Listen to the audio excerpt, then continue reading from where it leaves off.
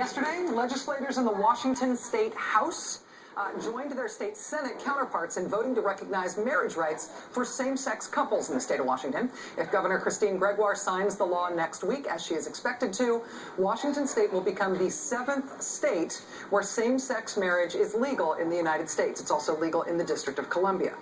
Now, anti-gay groups say they will fight it still in Washington State, and of course it's not signed. The deal is not done until it is signed, sealed, and delivered. There's still more of this story to tell about the process in Washington State. But the best new thing in the world today is this raw demonstration of how changes like this always happen.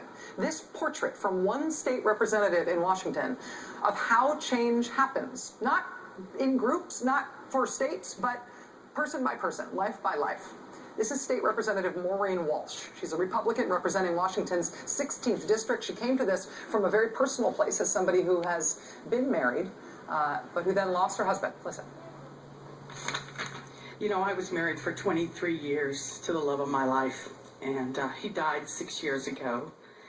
And, you know, I'm a lonely old widow right now. I'm 51 years old, looking for a boyfriend, not having much luck with that.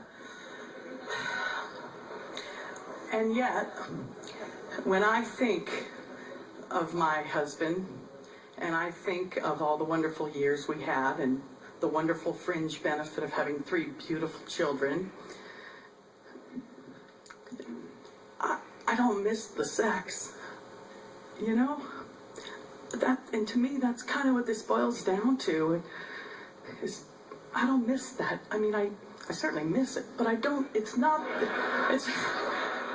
is certainly not the aspect of that relationship, that incredible bond that I had with that human being, that I really, really genuinely wish I still had. And so I think to myself, how could I deny anyone the right to have that incredible bond with another individual in life? To me, it seems almost cruel. Someone made the comment that this is not about equality. Well, yes, it is about equality. And why in the world would we not allow those equal rights for individuals who truly were committed to one another in life to be able to show that by way of a marriage? My daughter came out of the closet a couple of years ago. And you know what? I thought I was just going to agonize about that. Nothing's different. She's still a fabulous human being, and she's met a person that she loves very much. And someday, by God, I want to throw a wedding for that kid. And I hope that's exactly what I can do. I hope she will not feel like a second-class citizen involved in something called a domestic partnership, which frankly sounds like a Merry Maids franchise to me. Thank you, Mr. Speaker. That's all I want to say. And thank you for the civil, wonderful debate today. It's been great. Yes, I would agree. It has been great. That's Republican State Representative Maureen Walsh from Washington State's 16th District.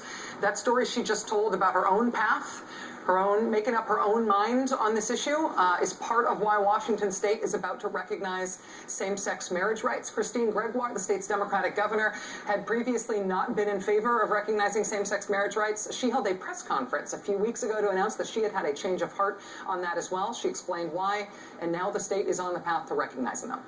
But that speech from Maureen Walsh, after all the really bad post-primary speeches we've been suffering through these past couple of weeks, that speech from her renewed my faith in political speeches, Democrat and Republican. Best new thing in the world today. Now it's time for the last word with Maureen Walsh. Thanks for being with us. Have a great night.